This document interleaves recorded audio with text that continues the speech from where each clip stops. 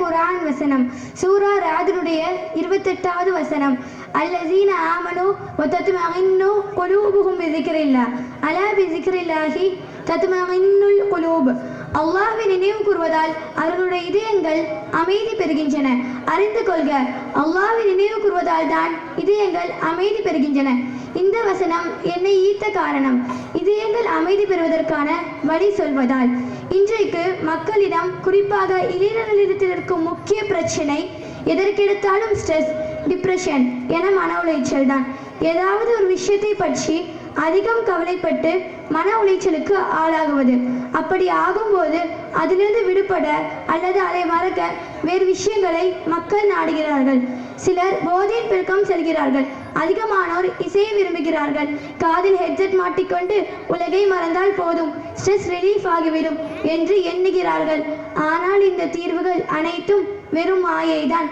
சொல்ல போனால் இது மன உளைச்சலை இன்னும் தான் அதிகரிக்கும். இதற்கான தீர்வை அல்லாஹ்வை விட நாம் அதிகம் மறந்தவர்களா? அல்லாஹ் சொல்கிறான், உண்மையான தீர்வு அல்லாஹ்வை நினைவுபடுத்துவதிலும் குர்ஆன் ஓதுவதை கேட்பதிலும் தான் இருக்கிறது என்று. இந்த வசனத்தில் அல்லாஹ் மீண்டும் அழுத்தம் திருத்தமாக சொல்கிறான், அல்லாஹ்வின் நினைவில் மட்டும்தான் நிம்மதி இருக்கிறது என்கிறான். அப்படி என்றால் மற்ற விஷயங்களில் கண்டிப்பாக இல்லை என்று அர்த்தம். ஈர்த்த குர்ஆன் வசனம் சூரா பக்கராவின் 156வது வசனம் அல்லஸீன இஸா அஸாபத்துஹும் முஸீபத்துன் காலூ இன்னா லில்லாஹி வ இன்னா இலைஹி ராஜிஊன். அவர்களுக்கு துன்பம் ஏற்படும்போது நிச்சயமாக நாம் அல்லாஹ்வுக்கே உரியவர்கள், நிச்சயமாக நாம் அவனிடமே திரும்பி செல்வோம் என்று கூறுவார்கள்.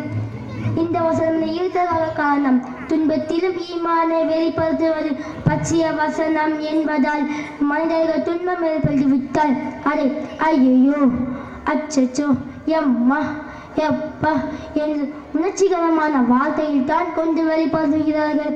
ஆனால் அல்லாஹ் மூமின்கள் இன்னா லில்லாஹி வ இன்னா இலைஹி ராஜிஊன் என்று கூறுவார்கள் என்று சொல்கிறான். ஆனால் நம்ம மக்களோ மனசெடி கேள்விப்பட்டாலோ அல்லது கவலைப்படாத மட்டும்தான் இன்னா லில்லாஹி என்று கூறுகிறார்கள். ஏதோ அது இருந்து மட்டும்தான் துன்பம் போன்று. எனவே மக்கள் என்ன துன்பம் இருந்தாலும் நம்முடைய உணர்ச்சிகளில் அல்லாஹ் கூறிய வார்த்தைகளை கொண்டு வெளிப்படுத்துவோம். துன்பம் ஏற்படுத்தி விட்டால் உடனே கூறுங்கள் இன்னா லில்லாஹி வ இன்னா இலைஹி ராஜிஊன். என்னை ஈர்த்த குர்ஆன் வசனம்